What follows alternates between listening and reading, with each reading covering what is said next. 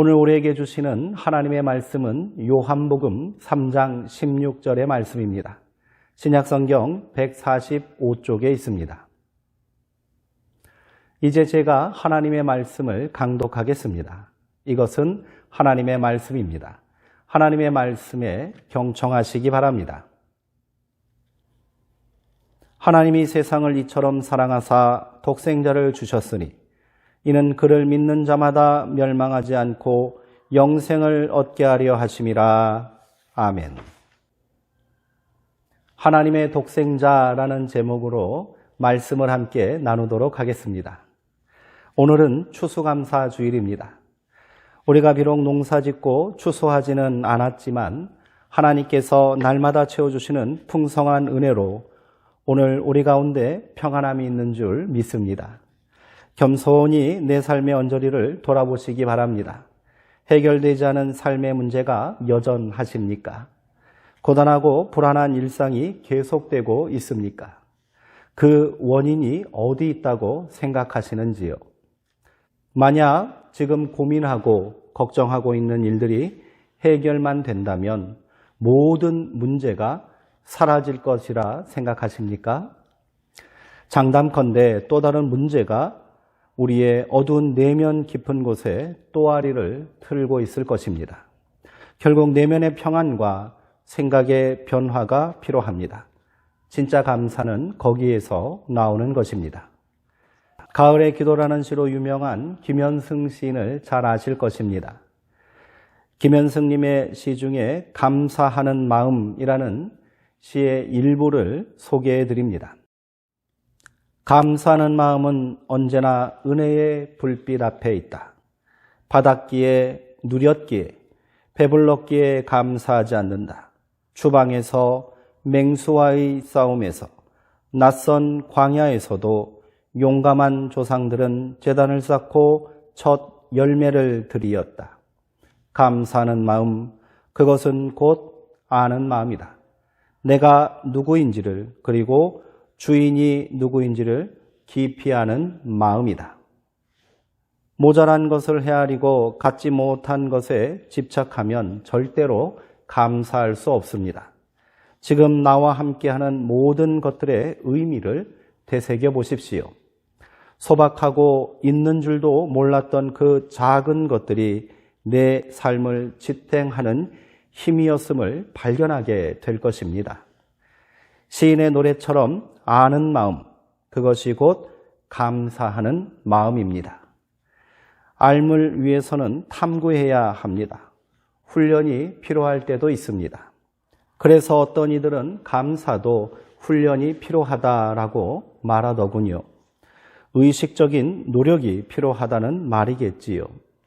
말씀을 나누기 전에 먼저 조용히 눈을 감고 마음으로 고백해 봅시다. 그래서 감사합니다. 그러니까 감사합니다. 그럼에도 불구하고 감사합니다. 저는 지난주 설교를 통해 방대한 분량과 내용을 담고 있는 성경을 단 한 문장으로 요약한다면 오늘 우리가 함께 읽은 성경 말씀이 될 것이라고 말씀드렸습니다. 하나님이 세상을 이처럼 사랑하사 독생자를 주셨으니 이는 그를 믿는 자마다 멸망하지 않고 영생을 얻게 하려 하심이라. 아멘. 이 말씀은 세 가지 중요한 메시지를 담고 있습니다. 그 첫 번째 메시지는 하나님이 세상을 사랑하셨다라는 말씀입니다. 여기서 세상을 자기 이름이나 그냥 나로 바꾸어도 무방합니다. 하나님의 사랑은 한계가 없고 또 편견이 있을 수 없기에 세상이라고 표현한 것이지요. 인간 존재의 본질적인 의미는 무엇이겠습니까? 결국 사랑하고 사랑받으며 사는 것 아니겠습니까? 사랑받지 못해 절망하고요. 사랑이 깨질까 두려워합니다. 우리 삶의 궁극적인 문제는 결국 이 사랑의 부재에 있는 겁니다. 성경은 그 잃어버린 사랑을 어떻게 찾을 수 있는지를 알려주고 있는 거지요. 하나님은 사랑이십니다. 사랑의 하나님께서 인간을 사랑하셨습니다. 거기에는 어떤 조건이나 이유가 없습니다. 우리의 존재 자체가 사랑받는 이유가 되기 때문이지요. 이 말씀만 마음에 잘 새겨도 우리 삶에는 놀라운 변화가 일어날 것입니다. 사랑받는 만큼 우리의 존재는 존귀해집니다. 사랑받는 존재이기에 비로소 진심을 다해 남을 사랑할 수 있습니다. 사랑받는 존재임을 알기에 너그럽게 용서할 수 있습니다. 절대적인 사랑이 나를 지탱해 주기에 어떤 어려움과 고난도 그 사람을 무너뜨릴 수 없는 겁니다. 당신이 어떠한 삶을 살았고 어떤 생각을 가지고 있든지 간에 하나님은 당신을 사랑하십니다. 심지어 지금 하나님을 잘 모르고 또 신앙이 없다 해도 상관이 없습니다. 그러니 사람들에게 그리고 세상 가운데 더 많이 사랑받고 인정받으려 애쓰며 살지 마십시오. 또한 사람들이 당신을 사랑하지 않는다 해서 분노하거나 자책하지도 마십시오. 하나님은 여전히 당신을 사랑하고 계십니다. 성경이 말하는 두 번째 메시지는 다음의 구절에 담겨 있습니다. 이는 그를 믿는 자마다 멸망하지 않고 영생을 얻게 하려 하심이라. 이 말씀은 경고의 말씀입니다. 그리고 축복의 말씀이기도 합니다. 멸망이니 영생이니 하는 말이 너무 기독교적이라 부담감이 드신다면 멸망을 인간 존재를 부정하는 모든 부정적인 말로 바꾸셔도 됩니다. 소외, 고독, 공포, 갈등, 폭력, 전쟁, 죽음 같은 말들이지요. 반대로 영생은 존재를 긍정하고 축복하는 말로 바꿔보십시오. 사랑, 행복, 위로, 기쁨, 생명 같은 말입니다. 이 구절을 꼭 사후의 영적 세계를 말하는 것이라 생각하지 않아도 된다는 말씀입니다. 사는 게 지옥이라는 이들도 있고요. 죽는 게 차라리 낫겠다 하는 이들도 있습니다. 살아있으나 죽은 것 같은 삶입니다. 멸망의 그늘에 갇혀있는 삶이지요.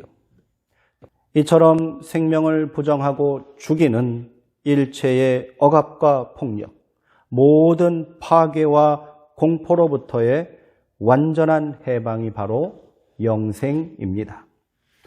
우리는 어떤 삶을 살아야 하겠습니까?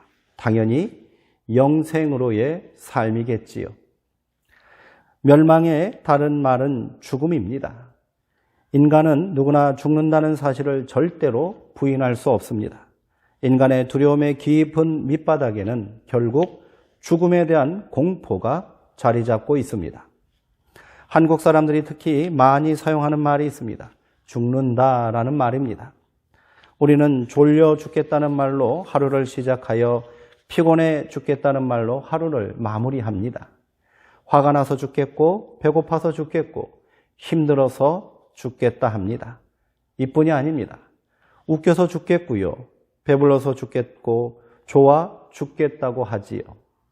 우리가 그만큼 죽음에 대하여 민감하다는 증거 아니겠습니까? 어떤 철학자는 인간은 하루하루를 살아가는 것이 아니라 하루하루 죽어가고 있다라고 말하더군요. 죽음에 대하여 진지하게 고민하는 사람이 삶을, 생명을 진지하게 성찰할 수 있는 사람인 겁니다. 그렇다면 인간은 왜 죽음의 운명을 피할 수 없게 된 것일까요?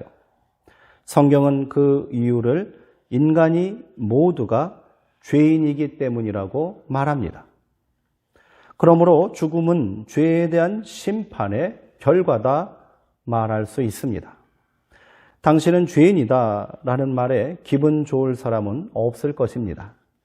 나는 그래도 정직하게 살려고 노력했고 남에게 피해 주지 않고 살았는데 내가 왜 죄인이라고 말하느냐 따지고 싶을지도 모릅니다. 그러나 과연 그렇습니까? 정말 당신은 아무 죄가 없는 깨끗한 사람입니까? 이 정도면 괜찮다고, 이 정도는 남들도 다 그렇게 한다고, 어쩔 수 없이 그리 했노라고 자기를 변명하며 하루하루 살고 있지는 않습니까? 어둠 속에 저지른 부끄러운 모습을 숨기려고 천연덕스럽게 스스로를 속이며 살고 있지는 않습니까? 목사인 저도 마찬가지입니다. 차마 이 자리에서 부끄러운 저의 모습을 다 말할 수는 없습니다. 이렇게 웃으면서 안 그런 척하고 있는 제 모습이 너무도 부끄러워 저는 매일매일 절망합니다. 인간은 모두 죄인이고 그로 인해 죽음의 심판을 피할 수 없다는 사실을 부인하지 마십시오. 우리가 살면서 느끼는 이유를 알 수 없는 두려움과 절망은 바로 여기서 비롯된 것입니다. 이것이 우리 모두의 한계이고 정직한 실존적 고백입니다. 그렇다면 인간은 어떻게 죄의 심판의 결과인 죽음, 멸망을 피하고 영원한 생명이라 할 수 있는 영생을 얻을 수 있을까요? 이 질문에 대한 정답이 바로 성경의 가장 중요한 마지막 세 번째 메시지입니다. 다시 한번 말씀을 눈여겨보시기 바랍니다. 하나님이 세상을 이처럼 사랑하사 독생자를 주셨으니 이는 그를 믿는 자마다 멸망하지 않고 영생을 얻게 하려 하심이라. 성경은 이 심오한 질문에 해답을 주고 있습니다. 그를 믿는 자는 누구나 죽음과 멸망에서 해방되어 영원한 생명을 얻을 수 있다고 말합니다. 그렇다면 우리가 믿어야 할 그는 누구일까요? 도대체 어떤 사람이기에 그 사람을 믿기만 하면 인간이 모든 죄를 용서받고 죽음의 심판을 피하고 영원한 생명을 얻을 수 있단 말입니까? 이 질문에 대한 해답도 본문에 있습니다. 그 사람은 바로 하나님의 독생자이십니다. 그분이 바로 하나님께서 우리에게 주신 예수 그리스도이십니다. 이 말씀이 도무지 이해하기 힘들다면 그냥 하나님의 독생자를 하나님이라고 이해하셔도 된다는 겁니다. 예수님은 그렇게 인간이 되신 하나님이십니다. 왜 그러셨을까요? 우리를 사랑하셨기 때문입니다. 하나님은 당신의 독생자 외아들을 인간을 위해 주시기까지 사랑하신 겁니다. 여기서 주셨다는 말은 내어주셨다라는 말입니다. 하나님께서는 우리 인간의 모든 죄를 대신하여 멸망의 심판, 죽음의 형벌을 감당하시도록 그 아들을 우리 가운데 내어주셨습니다. 그것이 바로 십자가 사건인 것입니다. 이를 통해 하나님은 더 이상 우리의 죄를 묻지 않으십니다. 이제 우리는 부끄러운 죄인이 아니라 하나님의 사랑받는 자녀로 새로운 삶을 살게 된 것입니다. 그러나 십자가 죽음이 끝이 아닙니다.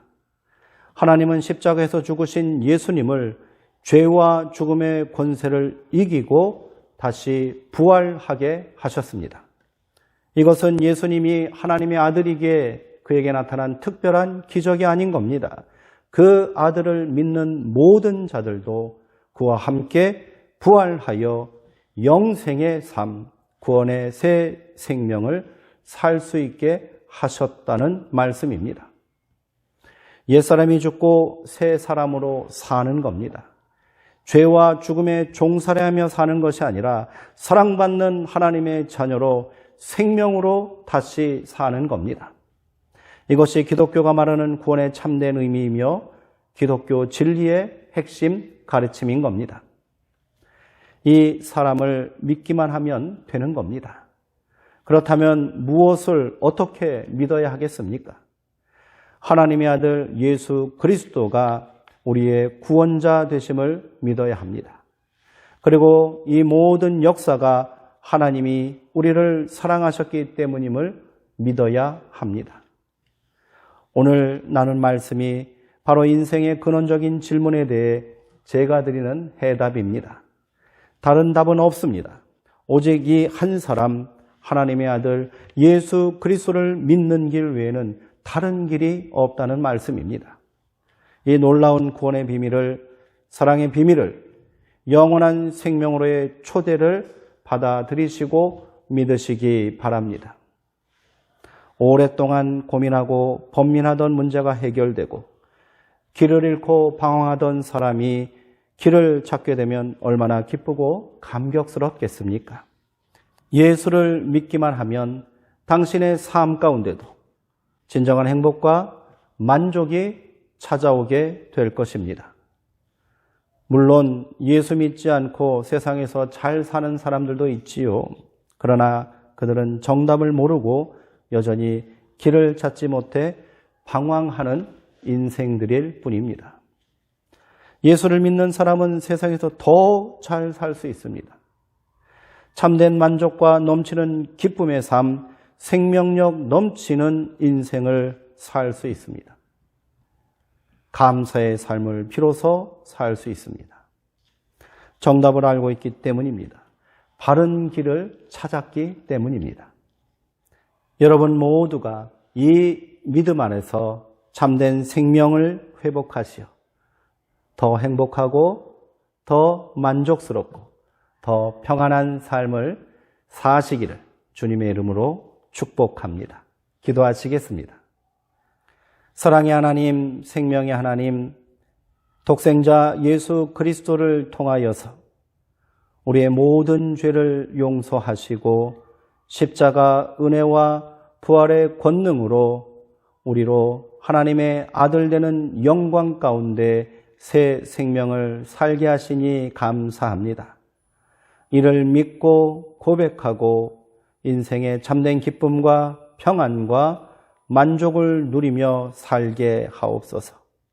멸망으로 달려가는 인생길에서 해방되어 영생으로 이르는 길에 온전히 나아가게 하옵소서. 그렇게 무너진 우리의 삶이 다시 회복되게 하시고 절망의 밤이 지나가고 새벽 아침에 찬란한 영광이 찾아오게 하옵소서. 죽어가던 생명이 다시 회복되게 하시고 상처 입은 영혼들이 치유되는 역사가 나타나게 하여 주옵소서. 예수님의 이름으로 기도하옵나이다. 아멘.